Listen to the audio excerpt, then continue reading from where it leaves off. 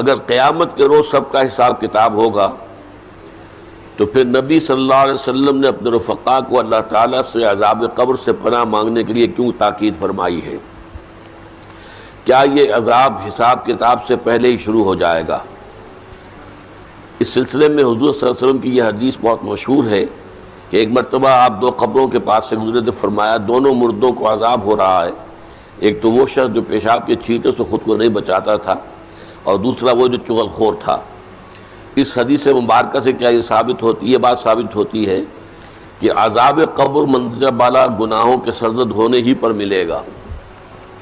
دیکھیں یہ مسئلہ جو ہے عذاب قبر کا، یہ کافی ہمارے ہاں جو منکرین حدیث ہیں انہوں نے اس کے خلاف بڑی مہم چلائی، لیکن قرآن مجید سے بھی یہ ثابت ہے اور احادیث سے تو بہت ہی صراحت کے ساتھ ثابت ہے۔ اور اس کو سمجھیے یہ کہ اصل میں آخری فیصلے تو اسی وقت ہوں گے، جنت میں داخلہ اور جہنم میں داخلہ تو اسی وقت ہوگا، قیامت کے بعد، حساب کتاب کے بعد۔ لیکن یہ ہے کہ جیسے میں ایک سادہ سے تمثیل سے آپ کو سمجھا دوں، امتحان ہو چکا ہے، نتیجہ تو نکلنا ہے۔ فرض کیجئے کہ 1 مارچ کو یا 1 اپریل کو نتیجہ ڈکلیئر ہوگا، کون کامیاب کون ناکام۔ لیکن جنہوں نے کچھ کیا ہی نہیں پرچوں میں، انہیں تو پہلے سے معلوم ہے، ان کی جان تو سوکھ رہی ہے، اندر ہی اندر وہ کانپ رہے ہیں۔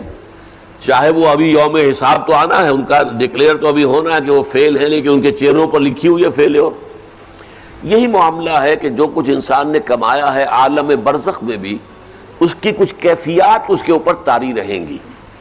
تفاصیل میں ہم نہیں جا سکتے کہ کیسے ہوگا، یہ ہم نہیں جان سکتے، عالم برزخ، عالم آخرہ، اس کے بارے میں جو مجمل باتیں آ جائیں قرآن میں حدیث میں بس اس پر ہمیں اکتفا کرنی چاہیے۔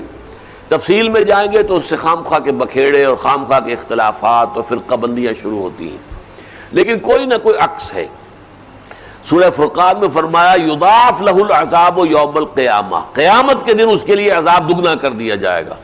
تو معلوم ہوا کہ قیامت سے پہلے بھی کوئی نہ کوئی عذاب کی کیفیت تھی، اور حضور نے فرمایا ہے، اور یہ ایسا ہی ہے عذاب جو دوسری مثال سے سمجھیے کہ آپ خواب دیکھتے ہیں اور خواب میں فرض کیجئے سانپ نے آپ کو ڈس لیا ہے، تو جو کیفیت ہوگی وہ بعین ہی آپ کی ہو جاتی ہے، اور آپ خوف زدہ ہو کر آنکھ کھلتی ہے تو بالکل وہی کیفیت آپ کی ہے۔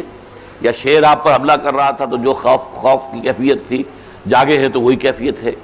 اسی طریقے سے یہ معاملہ ہوگا، اور حضور نے فرمایا ہے کہ ہر قبر جو ہے وہ یا تو جنت کے باغیچوں میں سے ایک باغیچہ ہے اور یا دوزخ کے گڑھوں میں سے ایک گڑھا ہے۔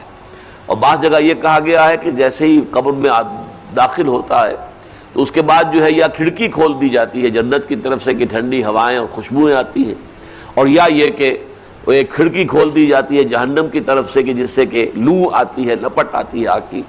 تو بس اس پر اجمالاً اسی درجے میں ماننا چاہیے۔